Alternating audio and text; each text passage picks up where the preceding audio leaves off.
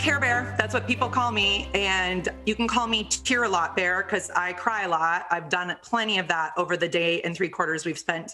But what I realized in crying and showing emotion does not show weakness. Being vulnerable is not a weakness. Being vulnerable is where strength and resilience grows. And so that's what I hope you'll get out of the time we share today, is how to grow your vulnerability and your strength and your resilience. So I know this year has been really hard for a lot of people. It has, for a lot of us speakers who are used to being on the road 130 schools a year, put a lot of things in perspective. And there has been a tremendous global feeling of loss. And I know so many of us that have tuned in to watch conference that there has been loss in your life, and it has helped shape the course of your life, and the stories that it has created have left a wake in its path. I know that there has been loss this year, and loss is what brings me here today. I started speaking years ago because I had a tremendous life-changing loss in my life. And I know that there are many people tuned in to conference that have also had losses similar. So I'd love to share my personal story with all of you in hopes that you'll take some information on how to overcome, how to not allow your past to define your future. And really, life is only 10% what happens to us. I like to say what happens for us, because without it happening to me years ago, I wouldn't be sharing the stage with the incredible lineup of speakers. I wouldn't know Ian and Stu for 20 plus years. I wouldn't have met an incredible man and have an incredible son in the United States. I'm Canadian born and bred. I'll say sorry several times, but I live in the States now, and I'm ready for the world to be able to hug again and share that Care Bear spirit with so many. You know, life is 10% what happens to us and 90% how we respond. And I chose, because life is choices, I chose years ago to respond in a very different way than most people would have expected of me when I went through my life-changing story. So in order to do that, I'd like for you to just take a second to close your eyes. And it's weird, as a school assembly, I usually would have people close their eyes, and it's very interactive, but I can only trust that you're doing that right now. I'd like for you, with your eyes closed, to think about the person that means most to you. Could be a brother or sister, could be a parent, could be a sibling, could be a significant other, could be a child for the teachers and adults tuning in. I'd love for you to think about that person as we spend time together today, because I'd love to tell you about the person I would think about if I close my eyes. I'm an identical twin. You see me standing here, you see her. We were 39 seconds apart. Her name is Marin, and she was about half an inch taller than me and made sure I knew that I was the shorter, younger twin all the time. When I close my eyes and think about the person that has meant the most to me in my lifetime, it would be Marin. Marin was my everything. I was her shadow, following her around for years and years, doing everything twins do. We were called the twins, also very tall, 6 feet at 11 years old. So we were called the Twin Towers for a very long time. But we were going to do everything together. The day after our 18th birthday, my twin sister Marin tragically died in a car wreck. We were at the mall having job interviews at the Disney store. We were both hired at Disney that day in Vancouver. Marin never made it home. Marin died 3 blocks from the mall. See, her new boyfriend decided to come and pick her up from the mall. New boyfriend, they've been dating a week. He was older than us, drove a beautiful black shiny sports car, suspension tightened so he can turn corners faster, T-roof, radar detector, and he liked to drive fast. Who cares? He speeds. My boyfriend in high school sped all the time. So did my friends, so did my family, so did I. It was no big deal to watch Marin get into a car with her boyfriend at 3:30 in the afternoon on a Monday, because it's never going to happen to us. We're supposed to be best friends forever. Marin and her boyfriend sped by me a block from the mall, and I thought it was a joke. I called them a loser out the window and told them I would just meet them at home. I never met them at home. 3 blocks is all it took. Marin's boyfriend lost control of his car. He lost control of his car on a city street in Vancouver in a 30 mile an hour, 50 kilometer speed zone, traveling in excess of 100 miles an hour. nearly 150 kilometers an hour, more than 3 times the posted speed limit. At over 100 miles an hour, he locked up his brakes, slid 75 meters, 200 feet down the hill he was driving facing upwards before he crossed the median and slammed into an oncoming car. The point of impact was Marin's door handle. The car bent at a 90-degree angle to where Marin was sitting. What chance do you think my sister had? She was wearing her seatbelt. There were airbags in the car. At the end of the day, there's literally only one thing that would have saved my sister's life. It's the same one thing that would save the lives of teens across this country every day of the year. It's called a different choice. I watched them rip the car apart to get my sister out. I was the car behind them. There's nothing they could do for her. Marin never made it out of the car. Police, firemen, paramedics' job next was to pick me up off the curb. I can't even imagine how creepy that was for them. Looking at the girl that just died in the car and looking at me, her identical twin. They stuck me in the back of an ambulance. They tied me down to a bed. At the time, I didn't understand. I didn't understand why I was being tied down. I wasn't in the car. They strapped me to that bed because they were about to tell me the worst thing I've ever heard in my life. And it is something I hope with every ounce of my giant Care Bear heart, the students, teachers, adults, educators watching this never hear. I'm sorry. I'm sorry Carrie's sister didn't make it. Like, I'm sorry supposed to cut it? The reason I briefly had you close your eyes and think of people you care about, I know for a fact that the people watching this are incredibly nice humans. But I'm still not going to stand here today and expect you all to care about us. God forbid, though, something happens to that person that you thought of when you closed your eyes, or for you overachievers in the room, which I think there's probably lots of you, the people you thought of because you couldn't just pick one, that's okay. But you hear 1,000 times over how sorry people are. Does it make you feel any better? It's never going to bring them back.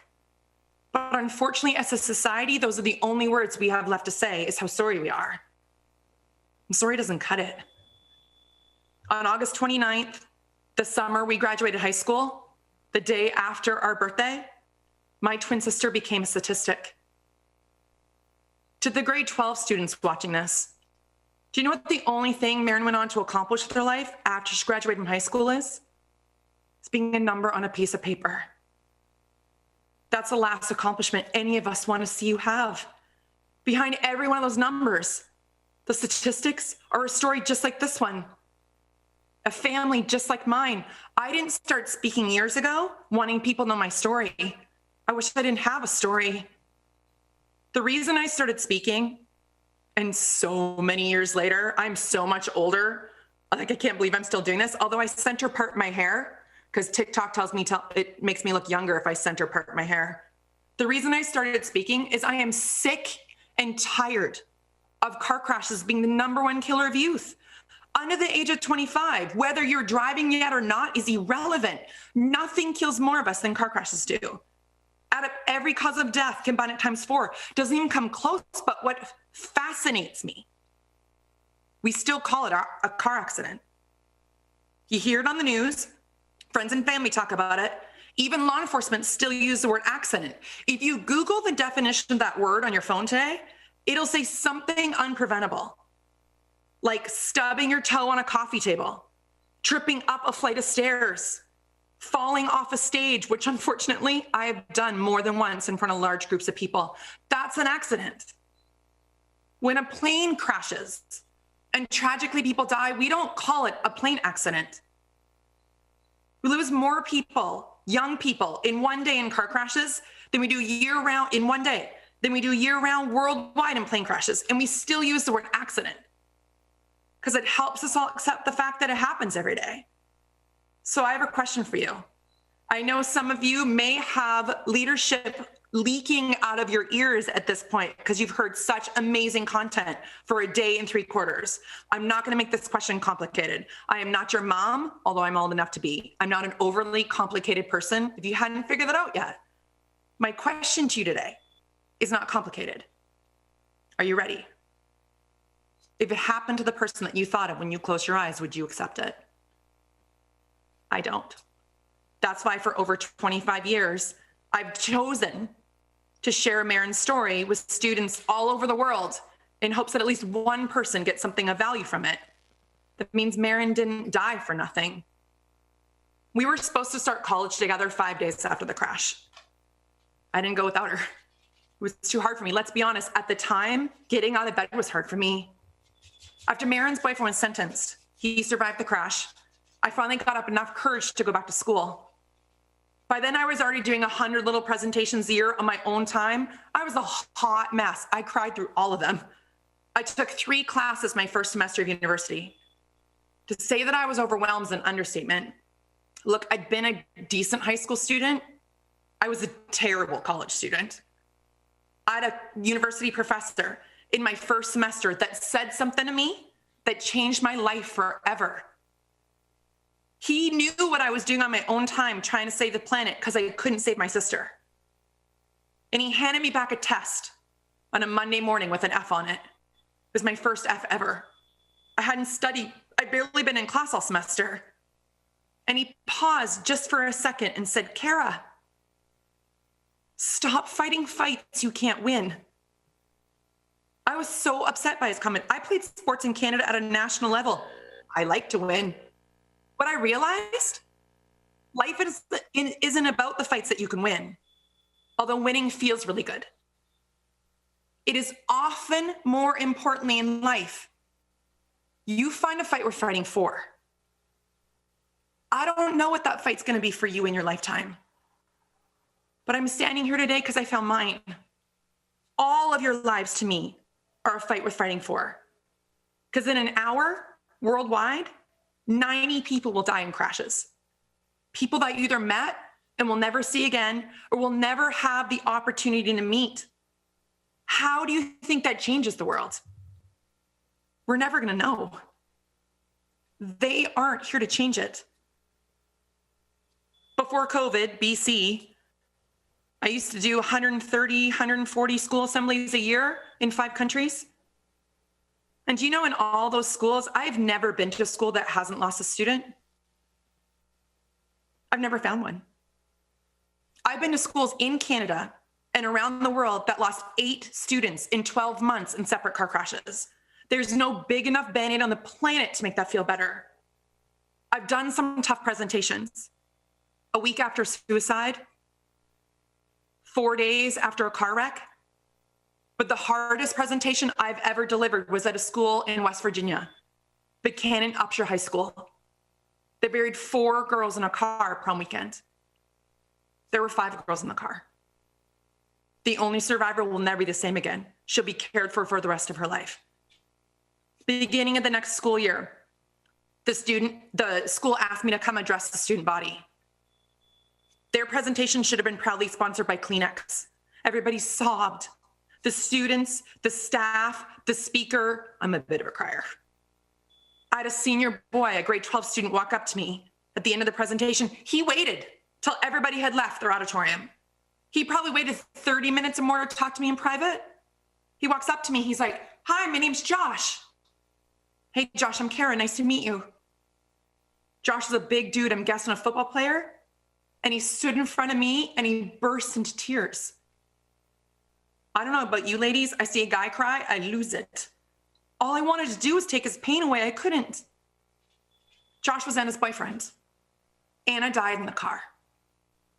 They had been dating since freshman year of high school, grade 9. She should have been a senior that year, she wasn't there. Josh told me about his girlfriend and the other girls that died in the car. And he stood in front of me and he shook. And all I wanted to do was take his pain away, I couldn't. Josh is fidgeting with a bracelet on his wrist, one of those rubber bracelets. It was the color of their school, white and blue. It said, "In loving memory, the date of the crash, names of all 4 girls that died." He got Anna's funeral. He'd been wearing it 24 hours a day, 7 days a week since she passed away. And he took it off his wrist and he handed it to me. He wanted me to have it. because something I said that day made him hurt a little less.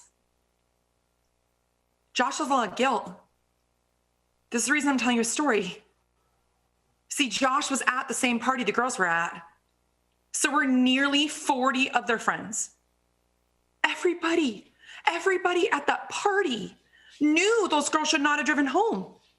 And nobody stopped them because they all believed it was going to happen to somebody else. Josh was right. Anna wasn't. Speed, alcohol, lack of seatbelts are the reason those girls never made it home. Look, I know to the young people on this conference, sticking your neck out for each other in high school isn't easy. And I know for sure, sticking your neck out for each other isn't always popular, but it's the right thing to do. Before COVID, I used to say at school assemblies all the time, I'm like, I don't know if you've noticed, this world's kind of a mess right now. Well, everybody notices now. Everybody. But your generation gives me hope. I hope my son, who is now a 9th grader in high school, most of the time from the she shed in our backyard, because we're still hybrid. For the advisors, we called it the Filler Center for Remote Shed Education. That's a funny teacher joke. My kid hates it, whatever. But do you know, all I hope for my son is to have friends like you. Friends that'll have his back when it matters most. If we all speak up for each other, we show people how much we care, and we celebrate our differences and standing out from the crowd, the world would not be in half the mess that it is right now. Influence is not measured by how loud your voice is. Influence is measured by how loudly your actions speak. What are you going to make all of this mean? The steering wheel of my life took a very sharp turn when Marin died. And I have been driving ever since, focusing on what I have control over and not what I have no control over. You can't drive forward looking in the rearview mirror. My son hates all the traffic safety analogies, but he's currently in driver's ed, so he's getting plenty of it right now. The reality is your choices matter.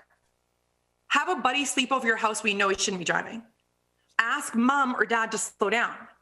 Remind a friend to wear their seatbelt. Be the designated texter so the driver doesn't touch the phone. Those tiny little everyday choices matter. But the people whose lives you're going to save by making the right choice are never going to say thank you. They don't know they're alive this weekend because you made the right choice. As a passenger, as a driver, at a party, those crashes never happen. You don't become a number on a piece of paper like Marin did. But the people whose lives you will save by making your everyday choices count. And not just in traffic safety, in all aspects of life. I want to be one giant thank you. First of all, on behalf of the people's lives I believe you've already saved, because you choose to be involved in student council or leadership at your schools. You choose to be involved and active as an anti-racist advocate. You choose to be involved in whatever your fight is worth fighting for. You choose to be involved. You choose to use your voice. Your voices should be heard. So I thank you, first of all. Like I said, on behalf of the people's lives, I believe you've already saved, because you choose to stick your neck out, because you choose to speak up for people that can't speak up for themselves. I thank you on behalf of my sister, who isn't here to thank you herself. And from the bottom of my Care Bear heart, for allowing me to spend 20 minutes with all of you.